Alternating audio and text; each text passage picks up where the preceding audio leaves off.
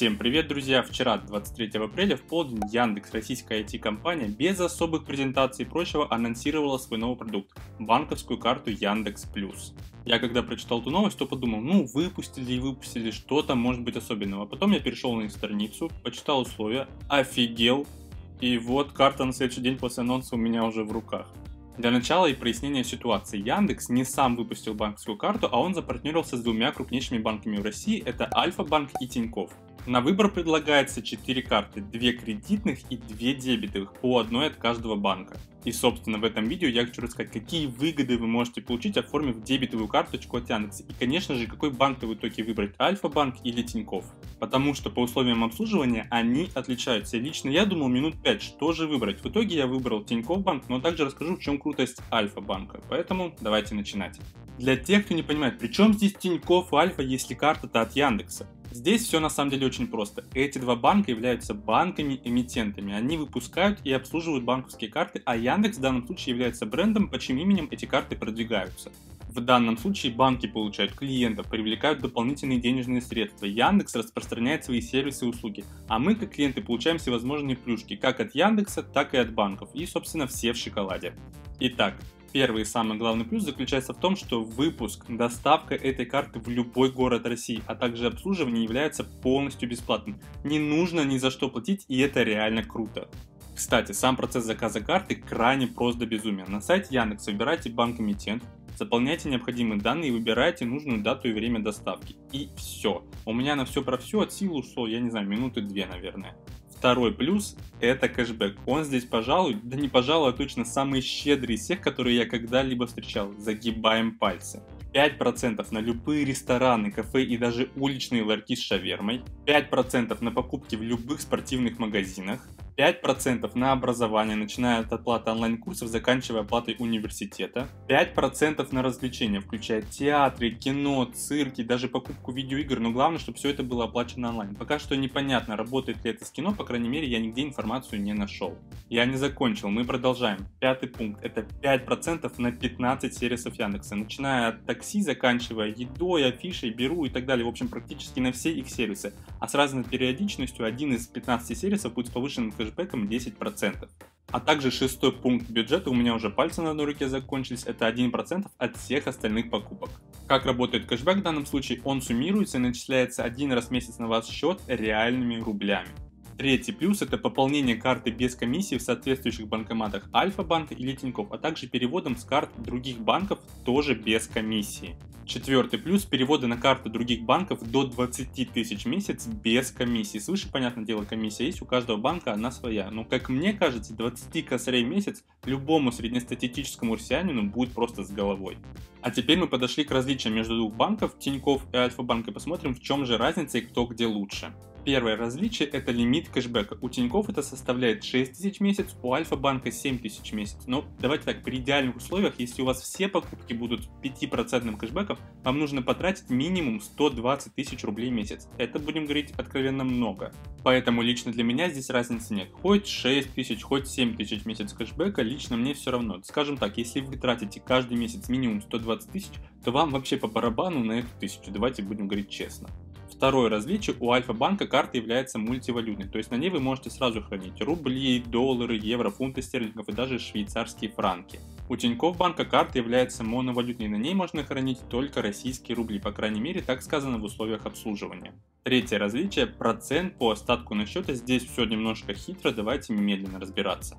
У Тинькофф банка вы получаете 1% на остаток, если вы тратите от 3 до 50 тысяч в месяц, и 6% на остаток, если вы тратите свыше 50 тысяч в месяц. А сумма, с которой начисляется процент по остатку, не превышает 300 тысяч рублей, я надеюсь, что все понятно. А у Альфа-банка немножко другие условия. Здесь начисляется 1% годовых, если вы тратите от 10 до 70 тысяч в месяц, и 6%, если вы тратите свыше 70 тысяч в месяц.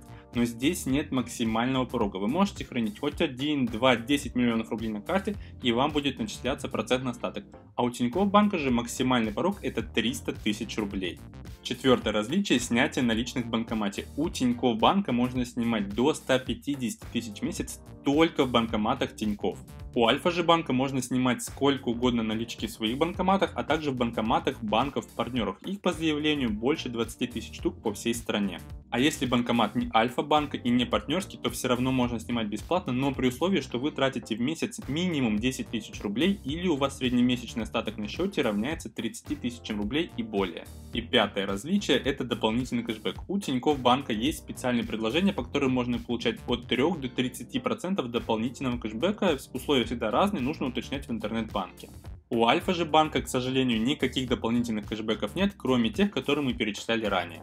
Итак, как я сказал в начале видео, то лично я выбрал Тинькофф банк в качестве банка-эмитента по двум основным причинам. Первое – это, конечно же, дополнительный кэшбэк по спецпредложениям, а также второе – минимальный порог для получения процента на остаток всего при тратах от 3000 в месяц. А так как я пока что еще не собираюсь делать эту карту основной, то лично мне этого достаточно. Буду покупать лишь по категориям кэшбэка, там, я не знаю, кино, театр, я не знаю, в рестораны ходить, и этого в принципе достаточно. А согласитесь, 1% годовых в месяц, когда тебе капает на остаток счета, это всегда приятно. У Альфа-банка, в свою очередь, есть 4 преимущества над Тинькофф банком. Первое – это сеть банкоматов, где можно снимать деньги без комиссии, она несоизмеримо больше, чем та же сеть у Тинькофф банка. Второй плюс – снимать деньги без комиссии можно сколько угодно, а для некоторых это очень весомый момент. Третий плюс для тех, кто собирается хранить на карточке Яндекса больше 300 тысяч рублей, скажем так, например, 500 либо 600 тысяч рублей. У вас будет процентный остаток на всю сумму целиком. У Тинькофф банка, как я уже сказал, только 300 тысяч рублей. И последний, четвертый плюс – это мультивалютность карт. Если вы, например, много путешествуете, либо покупаете много в иностранных интернет-магазинах, то для вас это будет очень существенный момент. Хотя по поводу Тинькофф не все так очевидно, я поясню в конце этого видео. Поэтому, как по мне, расклад такой: если вы собираетесь хранить большие суммы на карте Яндекса, а также много снимаете наличку в месяц, то для вас Альфа-банк. Если вам пофигу на наличку, я, например, ей вообще не пользуюсь, и вы хотите спецпредложения по кэшбэку, то для вас Тинькофф банк. Но на этом плюшки не заканчиваются, у нас же все-таки карта от Яндекса. Так вот, если вы совершаете покупок на сумму больше 5000 рублей в месяц, то вам начисляется 160 баллов, с помощью которых вы можете оплатить подписку Яндекс Плюс, которая в свою очередь дает еще офигеть как много привилегий. Я все перечислять не буду, но вот то, что мне нравится больше всего. Это, конечно же, Яндекс Музыка с возможностью слушать музыку без интернета и без рекламы. Доступ к фильмам и сериалам от Кинопоиска, которых больше 4500 штук. И еще мне нравится скидка на каршеринг Яндекс.Драйв. Для тех, кстати, кто не в курсе, то можете посмотреть на него обзор в всплывающем окне справа сверху. И еще в дополнение к скидке вам дают дополнительные минуты ожидания. А также много всего другого по продуктам Яндекса, если вы активируете подписку Яндекс Плюс. В общем, Яндекс партнерами очень приятно удивили. В первую очередь, это бесплатное обслуживание. Во-вторых, куча кэшбэка на все, что только возможно. Третье, бесплатные пополнения и переводы на карту других банков. Ну и четвертое, конечно же, это в подарок подписка Яндекс Плюс, если вы тратите минимум 5000 рублей в месяц. Офигенно же.